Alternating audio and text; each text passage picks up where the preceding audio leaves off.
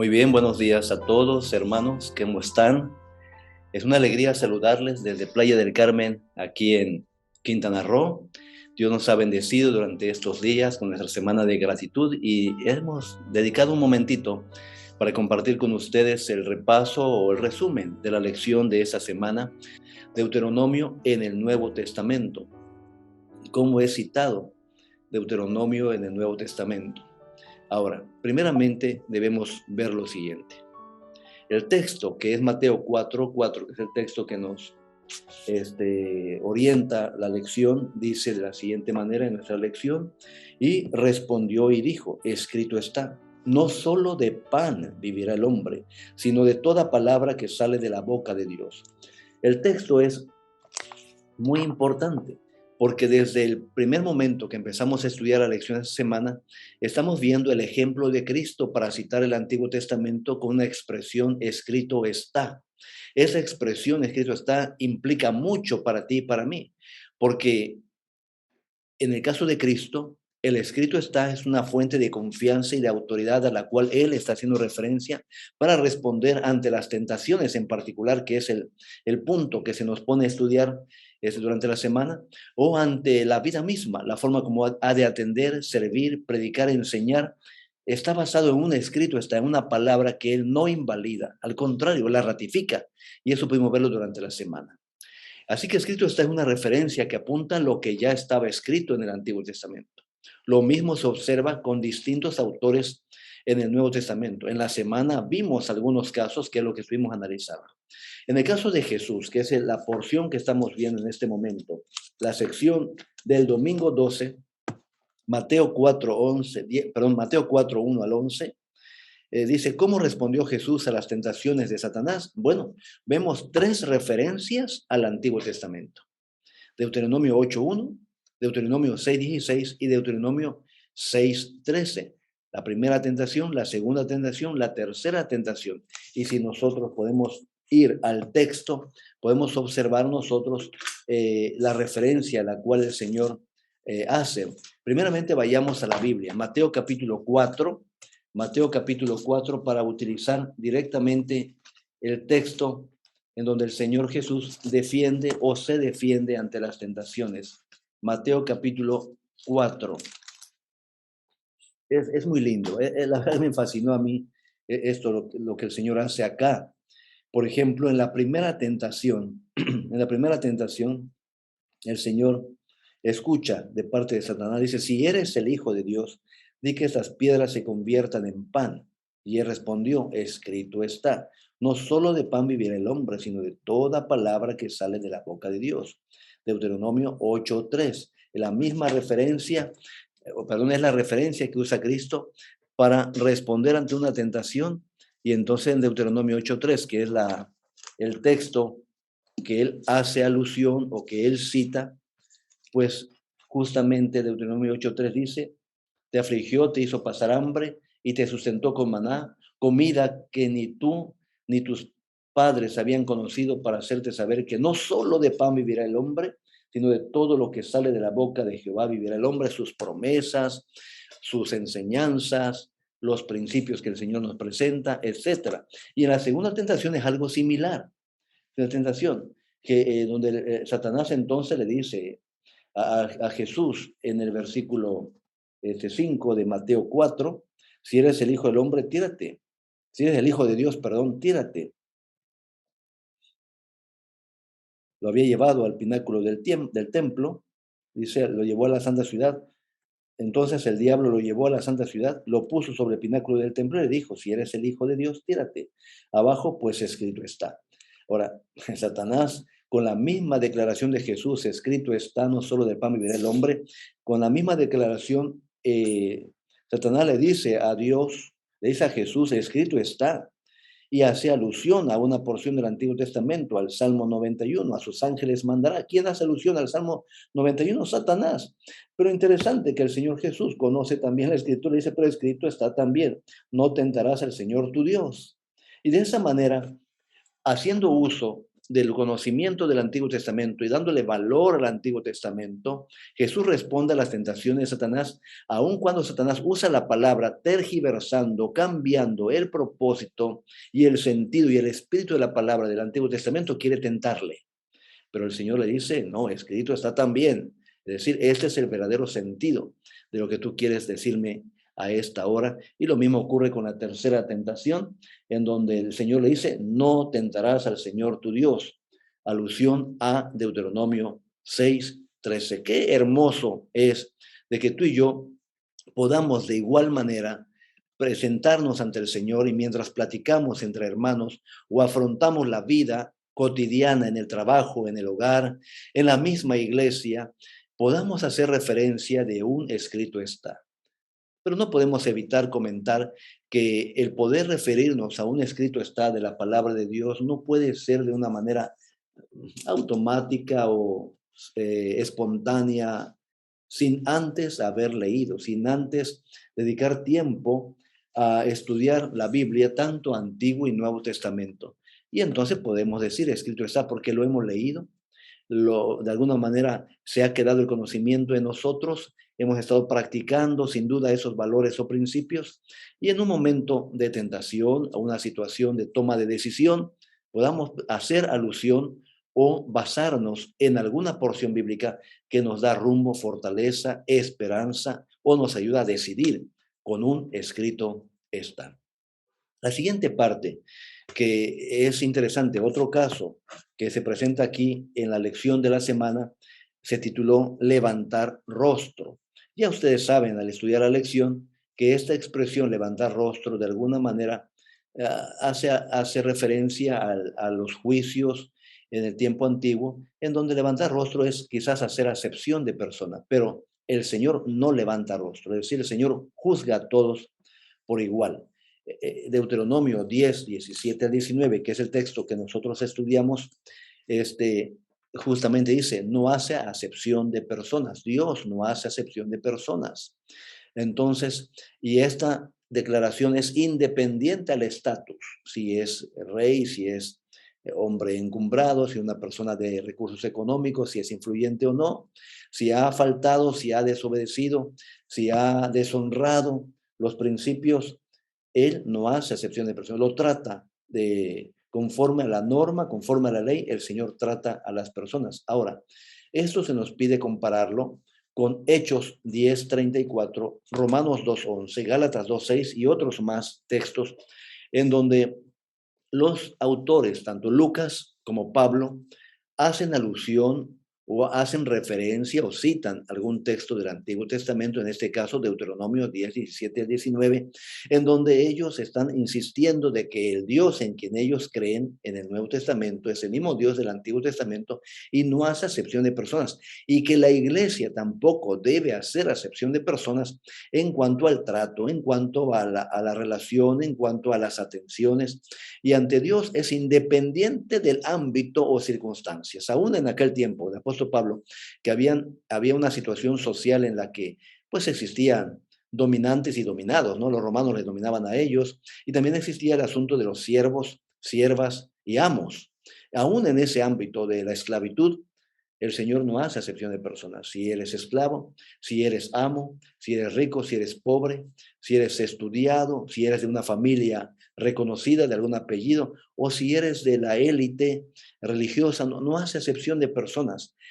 Aquí aprendemos que se toma el concepto del Antiguo Testamento en Deuteronomio 10, 17, 19 y se aplica en el Nuevo Testamento en la enseñanza que se le da a la iglesia de que Dios para con nosotros no hace excepción de personas en ninguno de los aspectos, ni en asuntos de salvación, ni en asuntos de relación. Todos estamos en la misma esfera, con la misma oportunidad de salvación y trato igual en relación con Dios. Dios nos trata a todos por igual, no da más oportunidad a uno que a otro, y eso vale la pena reconocerlo y vale la pena aceptarlo, entenderlo y así practicarlo con la iglesia.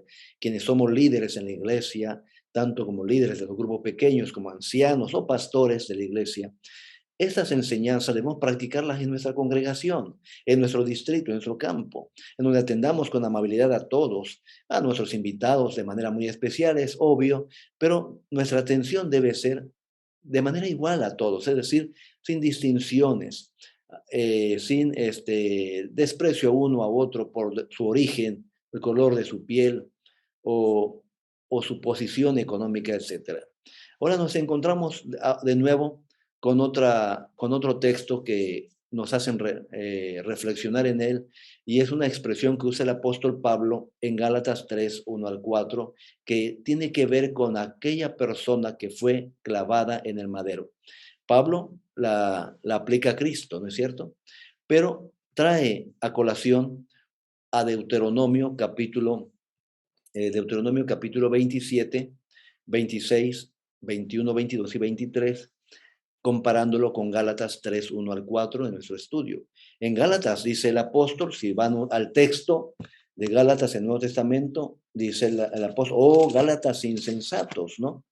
En el capítulo 3, Gálatas insensatos, ¿quién os fascinó para no obedecer a la verdad y a vosotros ante cuyos ojos Jesucristo fue ya presentado claramente crucificado? Esto solo quiero saber de vosotros. ¿Recibisteis el Espíritu por las obras de la ley o por el escuchar con fe? Tan insensatos sois. Habiendo comenzado por el Espíritu, ahora vais a acabar por la carne. Tantas cosas habéis padecido en vano, si es que realmente fue en vano. Aquel pues que os da el Espíritu y hace maravillas entre vosotros, ¿lo hace por las obras de la ley o por el oír con fe? Esta declaración ha dado lugar a distinto tipo de interpretaciones, pero es una clara alusión a Deuteronomio 27, 26. Porque en Deuteronomio 27, 26 dice, maldito el que no confirme las palabras de esta ley para cumplirlas. Amén. La ley tiene su razón y debe ser cumplida, y el que no la cumple, pues es maldito, es condenado por la ley. Eso es cierto. Y todo el Antiguo Testamento insiste en que debemos obedecer la ley y vivir en armonía con las enseñanzas del Señor. Pero aún en el Antiguo Testamento, como hemos visto ya en los estudios pasados, no es la obediencia la que te salva. A final de cuentas, incluso Abraham, cuando acepta el llamado de Dios y la asignación de Dios o el imperativo de Dios de salir de su tierra y su parentela, él lo hace por fe, por confianza en aquel Dios. Así que Dios quiere obrar en nuestros corazones, transformar nuestro carácter, nuestro interior, para que vivamos y obedezcamos la norma y sus enseñanzas como un resultado de nuestra relación con Él. Ese ha sido el sentido en el Antiguo Testamento. También se menciona en Deuteronomio 21, 22 y 23, en el caso de aquellos que eran condenados porque habían faltado a la ley de Dios en aquellos actos que no podían ser o que debían ser condenados con la muerte. Dice, no dejaréis que su cuerpo pase la noche sobre el madero.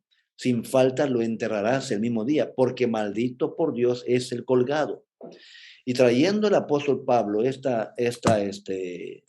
declaraciones del Antiguo Testamento, nos hace ver que no debemos caer nosotros en la insensatez de creer que la obediencia a la ley es meritoria para salvación, porque no es ese el propósito de la obediencia a la ley, porque Dios hizo su pacto con Abraham, ¿ok?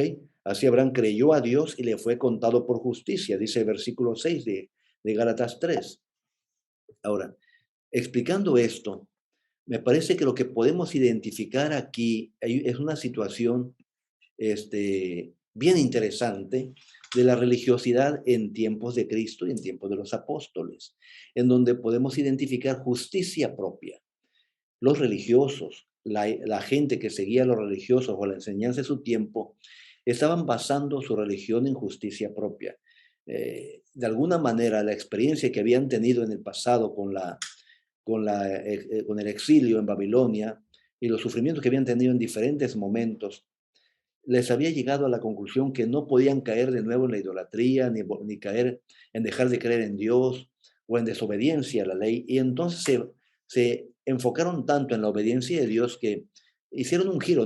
La verdad que yo no sé cómo ni en qué momento ocurrió, pero hacen un giro de tal manera que quieren obedecer tan estrictamente la palabra de Dios para no violentarla y caen en autojustificación o justicia propia, es decir, ser justificados por la obediencia. Entonces, lo que vemos nosotros en esta porción de la lección es que no debemos ni podemos nosotros ser autojustificados, ni tampoco podemos interpretar Gálatas 3 4 al 6 como una especie de justificación o argumentando que la ley se desvaloriza aquí y que ya no tiene razón la ley porque el apóstol Pablo nos dice tan insensatos sois. Gálatas insensatos, ¿cómo es que ustedes están cayendo en la ley? El problema no es, desde el punto de vista como lo estamos viendo, no es la obediencia a la ley como tal y reconocerla como ley de Dios y respetarla, sino la forma como se pretende obedecer y hacer de la ley, la obediencia de la ley, el mérito para ser salvo, cayendo en justicia propia. Así que no es un argumento para desvalorizar la ley. Gálatas 3, 1 al 4 o 3, 1 al 14, que es el complemento de la lectura. Y no afecta tampoco la observancia del sábado, porque la observancia del sábado tampoco es meritoria de salvación, pero es obediencia al mandato de Dios. Es una muestra de la justificación que el Señor hizo por nosotros, el hecho que fuimos criados por Él y el hecho que cada sábado nos gozamos en reconocer que hemos sido liberados por el Señor de nuestra condición pecaminosa y vivir una vida libre en Cristo Jesús. La ley no es medio de salvación, ese es el punto importante aquí el martes 14. La ley no es medio de salvación. El medio de salvación es Cristo y es lo que Pablo está resaltando. Y él no quiere que caigamos o que la iglesia caiga en las condiciones de la iglesia de aquel tiempo, como podemos verlo en Mateo 23. Mateo 23, 1 dice, en la cátedra de Moisés se sientan los escribas y fariseos. Así que todo lo que os digan que guardéis, guardadlo y hacedlo, dice el Señor Jesús. Pero no hagáis conforme a sus obras, porque dicen y no hacen. O sea, están hablando de una religión de apariencia, de una justicia propia, pero de pantalla, de fachada, porque dicen pero no hacen. Hacen todas las cosas para ser vistos por los hombres. Y esa religiosidad no es grata ante el Señor. Es decir, una religiosidad de apariencia, de obediencia, de simulación e hipocresía. Eso no debe caer el pueblo cristiano. Ahora, ninguno, sino Cristo, podía redimir al hombre. Solamente Cristo, de la maldición de la ley, es decir, de la muerte, de la destrucción. Y colocarlo otra vez en armonía con el cielo. ¿Se dan cuenta? Solo Cristo puede armonizarlo, solo Dios puede armonizarlo, solo nuestra relación de amor con Él puede armonizarnos con el cielo y con su voluntad. Querer obedecer la ley por nosotros mismos como mérito de salvación, pues llegará el momento que entenderemos que no podemos, fallamos en una u otra cosa. Así que trataremos sin duda de llevar una apariencia de obediencia, de simulación y caeremos en hipocresía, como ocurrió en el capítulo 23 de San Mateo, cuando el Señor insiste una y otra vez, ay de vosotros, escribas y fariseos hipócritas. Cuidado de que esta declaración no sea para nosotros, que caigamos en terrible hipocresía, dado que Cristo cargaría con la culpa y la vergüenza del pecado. Así que no depende de nuestra obediencia, sino de lo que Cristo ha hecho por nosotros. Y ahora obedecemos por amor a Cristo. Le seguimos por amor a Cristo, porque su poder y el Espíritu Santo que nos da nos ayuda a crecer en santificación. Y eso lo hemos visto ya de manera repetida en la palabra del Señor. Ahora, un profeta como yo, que es la parte del miércoles, el título del miércoles nos lleva a otra porción bíblica, que es Deuteronomio 4, 6 al 8. En Deuteronomio también 18, 9 al 14, Moisés nuevamente les advierte acerca de sus prácticas específicas que eran una abominación con Jehová, se refiere a las prácticas específicas del pueblo a donde ellos habían llegado a conquistar y no debían caer en esas prácticas terribles. Ahora, Deuteronomio 18, 15 al 19, Jesús les dice que con el tiempo, les declara, que vendrá un profeta como yo. Ahora, esta declaración de Moisés que le da al pueblo una esperanza, que llegaría un profeta como Moisés, es tomado por autores del Nuevo Testamento como Pedro, como incluso Pablo, ¿verdad? ¿Quién más podemos pensar o ver que tomó esa expresión? Esteban. toman esa expresión o esa declaración del Antiguo Testamento de manera directa o de manera indirecta para referirse a que esa promesa de Moisés en el Antiguo Testamento, que vendría un profeta como él para dirigirles, se cumplía en Cristo Jesús. Era un cumplimiento en Cristo Jesús. Entonces dice, un profeta como yo. Extraordinario. ¿Cómo aplica Deuteronomio Pedro y Esteban? Deuteronomio 18, 15, 19 dice, un profeta como yo se levantará Jehová tu Dios de en medio de ti. Ok. Para Pedro, en Hechos 3:21, Jesús fue el cumplimiento de lo que había dicho Moisés. Ok. Y para Esteban, en Hechos 7:37, exactamente igual. En un contexto diferente, pero Jesús es el cumplimiento de la promesa a través de Moisés. A él oiréis. O sea, apelando al corazón de los judíos que les estaban escuchando, o que a ambos escuchaban, haciendo alusión a un texto que para ellos era toda autoridad como Deuteronomio, tanto Pedro como Esteban les dice, a él deben oír, a él deben obedecer, obedezcan lo que dice Deuteronomio y obedezcan a Cristo que ha venido en cumplimiento de la profecía de Moisés según Deuteronomio. Ahora, hermanos, esto nos muestra de manera muy especial que los autores del Nuevo Testamento van encontrando en el Antiguo Testamento alusiones, referencias para fomentar o cimentar su creencia en Cristo Jesús plenamente. Ahora, por otro lado, en el libro de Hebreos, el apóstol Pablo igualmente hace alusión al Antiguo Testamento en Deuteronomio hacia una exhortación en todo el libro de Hebreos para ayudar a los fieles judíos a ser fieles en el Señor. ¿Ok? Y la expresión horrenda cosa que trae el apóstol Pablo aquí está citado de Deuteronomio 17:6, donde se dice en la normatividad del Antiguo Testamento que por testimonio de 2 o 3 se puede juzgar a una persona que ha cometido una falta y el testigo es el primero que debe lanzar la piedra o debe ejecutar, dar el primer paso de ejecución y luego todo el pueblo para erradicar el mal que hay dentro del pueblo. Ahora, este Dios que dio esta indicación, que por testigo de 1, 2 o 3, más bien de 2 o 3, perdón, y que también Deuteronomio 32, 35 dice, mía es la venganza, este mismo Dios que juzgó a su pueblo en el Antiguo Testamento, juzga a su pueblo ahora en el Nuevo Testamento, porque es el mismo Dios, es la misma ley, es la misma norma que debe ser obedecida y debe ser seguida sin confundirnos, claro. No debe ser obedecida como mérito de salvación, sino debe ser obedecida como parte de nuestro desarrollo y santificación en nuestra relación con Cristo Jesús, por medio de la fe en Cristo Jesús. Para Pablo, entonces, al igual que en Deuteronomio, Dios juzga y suya es la venganza. Ese mismo Dios juzgará también nuestra propia apostasía si dejamos de creer en Cristo. Si nosotros despreciamos a Cristo, quien es el sacrificio hecho por Dios en la cruz del Calvario, su sangre derramada, y la despreciamos, ¿cómo no nos va a juzgar también con mayor fuerza?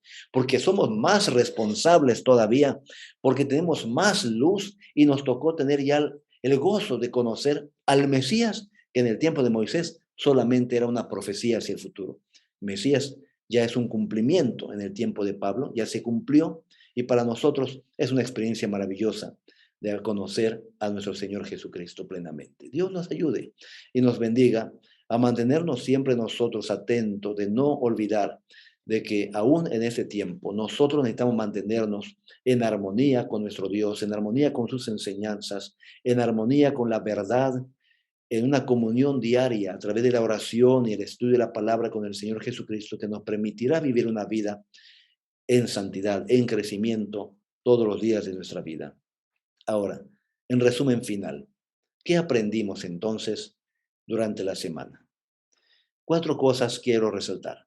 Una, el Antiguo Testamento se cita a sí mismo. Los profetas citan los primeros libros de la Biblia. El Nuevo Testamento está lleno de citas directas, referencias y alusiones del Antiguo Testamento. Así que el Antiguo Testamento se cita a sí misma, el Nuevo Testamento cita asuntos o textos del Antiguo Testamento para afianzar y argumentar las enseñanzas de los apóstoles o incluso mismo Cristo citó al Antiguo Testamento.